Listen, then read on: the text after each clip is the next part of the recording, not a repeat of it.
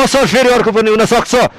फेरि पनि गोल भएको छ याक्तुङ एफसीको तर्फबाट भर्खरै मैदान प्रवेश गरेका जर्सी नम्बर 7 का खेलाडीले उत्कृष्ट गोल गरेका छन् यो पनि कुल फिनिसिङ भन्न सकिन्छ याङथर एफसी का खेलाडीहरू अतालिएको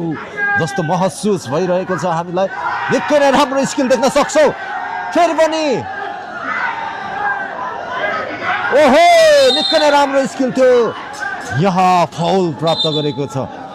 युङहाङ फेरि पनि अवसर रहेको छ ओहो हो हो किपरले को उत्कृष्ट बचाउ देखाएको छ र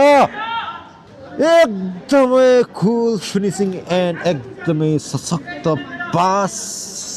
गोल हामीले यति बेला देखिरहेका छौं यति खेल अब भने फेरि पनि याक्तुङ एफसी कै खुट्टामा बल रहेको छ फेरि पनि